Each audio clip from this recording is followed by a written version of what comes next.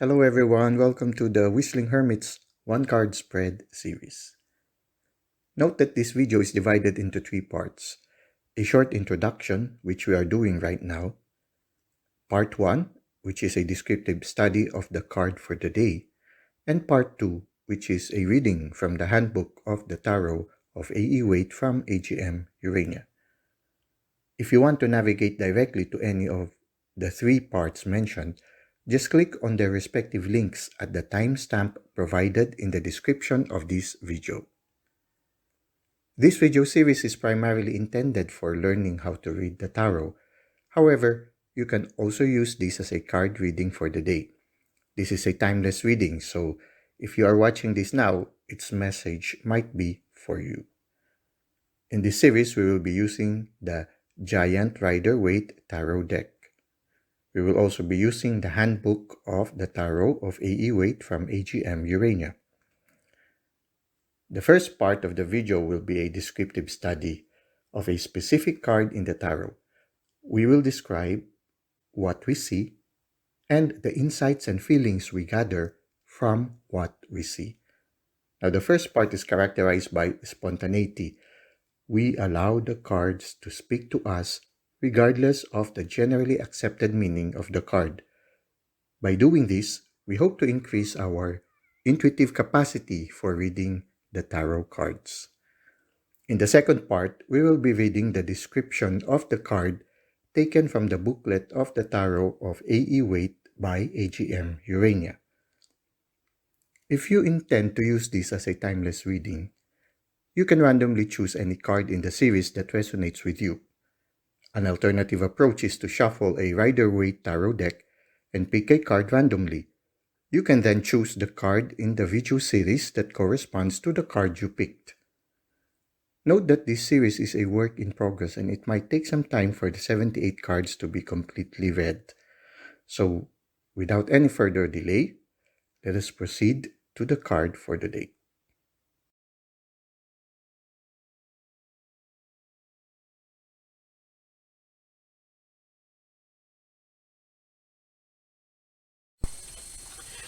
Okay, we are now in the part 1 of the One Card Spread series, and our card for today is the Major Arcana card number 10, which is the Wheel of Fortune.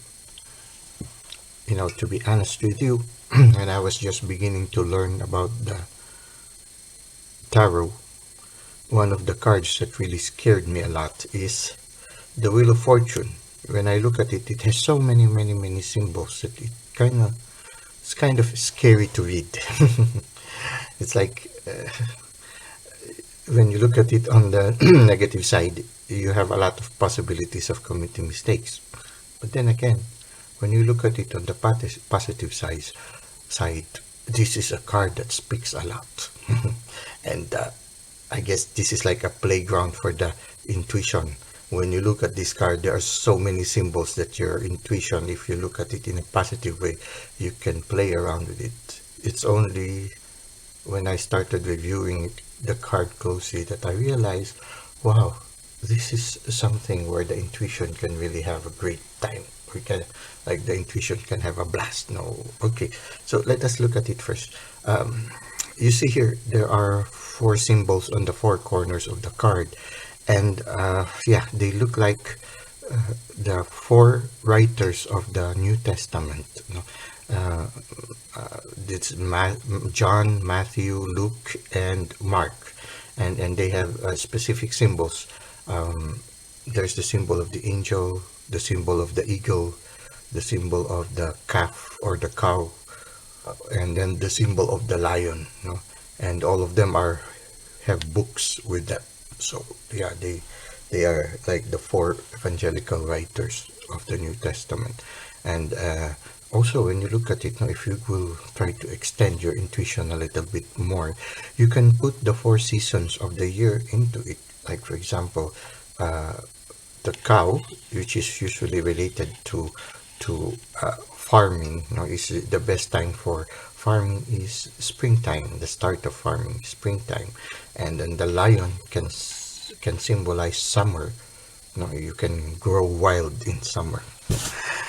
The eagle can symbolize autumn because the birds migrate during autumn before the winter begins. And the angel can symbolize winter because of the pureness of the angels. Usually the angels are usually immaculate in appearance, always white, and just like the snow in winter. So that's putting the four seasons. So it's good, no? The Wheel of Fortune here actually shows time going in cycles, the cycles of the year. At the same time, no? The four evangelists can symbolize the four it can symbolize the different aspects a person can have in his life. It's like as a person goes throughout his life, his point of view changes. He can have the point of view of a cow, of an ox, a point of view of a lion, a point of view of an eagle, a point of view of an angel, depending on which cycle of his life he is in. And it's a cycle, it goes around, and every once in a while our point of view changes. And so it's another thing. And when it comes to the season, it's the same also.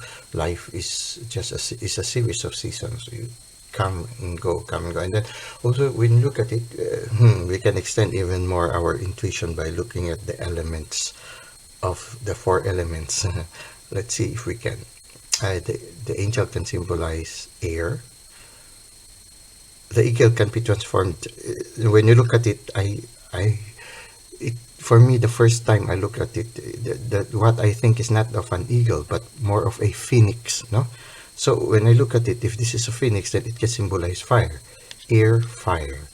And then the lion can symbolize the earth element, and the cow can symbolize the cup, which is the water element. Why the cup? I remember, no, usually they symbolize, they symbolize also as Jesus as a heifer for usually they offer the heifer, or sort of like which belongs to the family of the ox, or the family of the calf and the cow and everything like that. They offer them as libation, or offer them as they offer them to the gods. And when you offer them, they drop the blood, and when the blood that drops is the one that brings life, so it's like a cup of life, so when you look at the cup, it's related also to something that is liquid, the water, the cup, and everything. So we're extending it, we can learn also that there are also the four elements. So life is usually, when you look at the universe, there is always the presence of the four elements. So the wheel of life always involves experiencing the life as it is. Now we go at the wheel of fortune. The wheel of fortune is like so you see here a wheel, and there are a lot of symbols here. I don't know if there are the different kinds of symbols for different kinds of belief. Maybe even the zodiac signs maybe are still here. I don't know. I don't know much about these symbols, but what I know is that this wheel seems to be going around, and when I look at it, it seems that this guy, the back of this guy, is already attached comfortably to the wheel.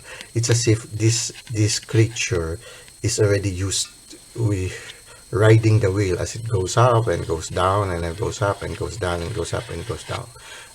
One thing interesting here about it is that you see the snake here, and when I look at the snake, the thought that came to me is temptation.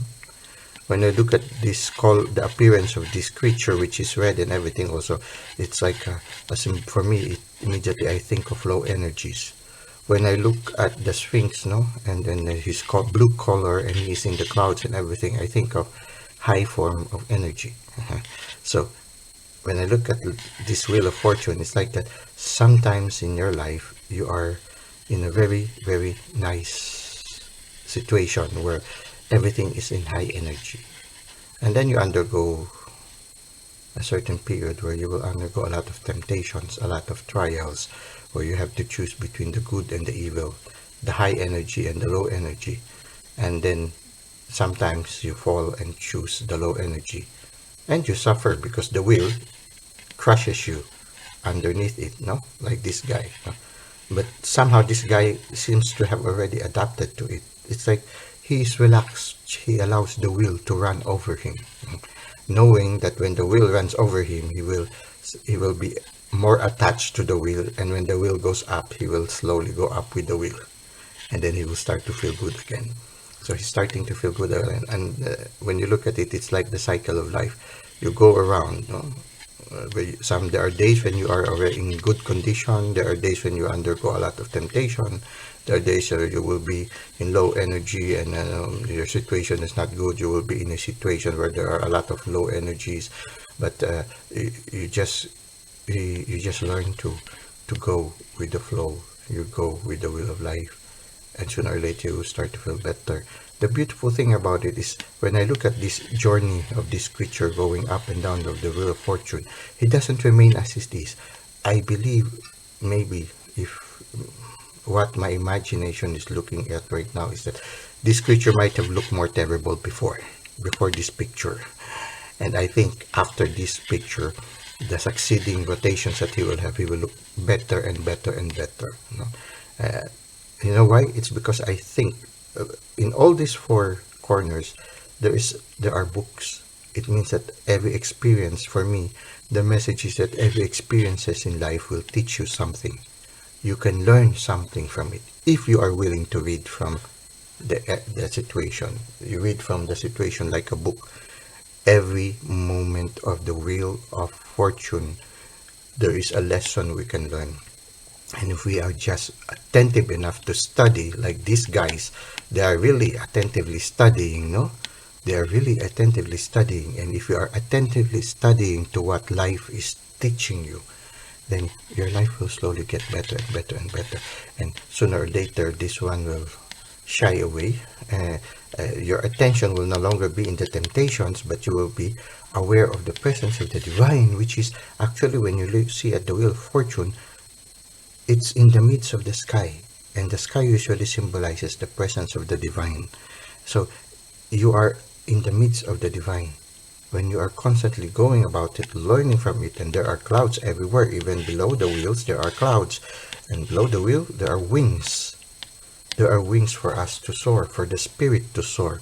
So every moment, even in those lowest moments, we have the wings to soar from the situation, to get in touch with heaven, which is the divine, which is always there with us, constantly with us. So sooner or later, when you get about it, you will not be affected anymore by the temptation. Well, the temptation will still come, and there will be moments that we will fall, but I mean, it will be lesser and lesser. And then the low energies, we might still give in a little bit to the low energies, but then again, the more we go through it, the more we learn from it, the more we are able to rise up from the situation and be positive about it, and always be sunny, always be proactive, always be cheerful. Even if the wheel of life continues, there will always be wings that will help us, and there will always be lessons that will teach us. And at the same time, the wheel keeps on moving. The wheel of fortune keeps on moving. The wheel of life keeps on moving. The wheel of fate keeps on moving. And when they keep on moving, you always say, if ever you are in a moment of temptation, you can tell yourself, this too will pass. If you are in a moment of lowness, you will say to yourself, this too will pass. So you'll be able to withstand the temptation. You can endure it. You can, sooner or later, you will also be able to endure those moments, those low moments. At the same time, you will not be attached to these high moments. You will not be, you say, oh, okay, I might be in a good situation right now, but I will not attach myself to this one, and I will not be surprised if I will find myself in a moment of temptation and a moment of low energy. It's okay. It's part of life. I have already accepted that reality, and you already have that wisdom, and you know that they are just passing. So even the joy is passing, so you will not attach yourself to material things. You will not attach yourself to people. And when you are not attached to people, people feel more free, and because of that, they will always come back to you. Always find the joy of coming back to you, because you're a person who do not hold on tightly to them. So in a certain sense, there's this beauty of the wheel of life. It's the ability to go with the flow, ability to enjoy the experiences in life. Like this creature, he seems to already have enjoyed, he seems to have been graceful already with going with the wheel of fortune, going with the flow of life, glowing with the flow of the seasons, going with the flow of time. He is already enjoying it and he's already becoming an expert in it. So I guess this is the invitation for us to enjoy every moment of life and always find the wings to fly, whether it is in a good or a bad situation or a moment of temptation, and always being open to learn from every experience. Well, that's it for now. I know there are still a lot of ideas we can learn from it. I will leave it up to you when you study on your own. So I leave it up to you. Let us go to part 2 of the 10 of the Major Arcana, which is the Wheel of Fortune.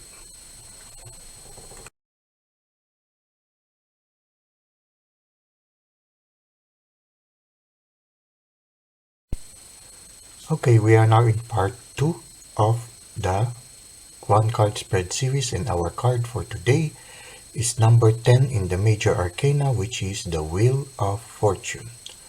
Let us now read from the booklet of the Tarot of A.E. Waite. If we see the Tarot as a prophecy of great change, and spiritually as a book of changes to guide us through such intense times, then the Wheel of Fortune plays a vital role.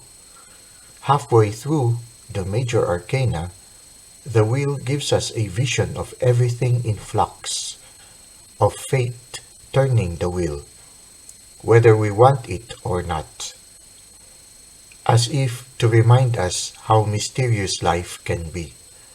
The card abounds with symbolic images, mythologic creatures, Hebrew and European letters, alchemical signs. They all have precise meanings. For example, the four-winged figures derive from the medieval images of the four evangelists, Matthew, Mark, Luke, and John, thus the books that they hold. They also represent the four fixed signs of the zodiac, and thus the constantly changing seasons. We could decode every detail, but the effect would remain a vision of life's mysteries and a reminder that we do not control what happens. Divinatory meanings. Fate, the turning wheel of life. Something is about to change. Taking a chance. Warning, advice.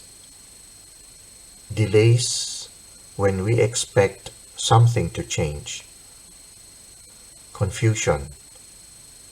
Trying to resist faith, or fate. Trying to resist fate. Action. Accept the turns of fate. Do not try to control events. Okay, so the Wheel of Fortune, or the Wheel of Life, or the Wheel of Fate, F-A-T-E. So this is part 2 of our one card spread series. I hope that it has been beneficial for all of you. Until next time, have a great life.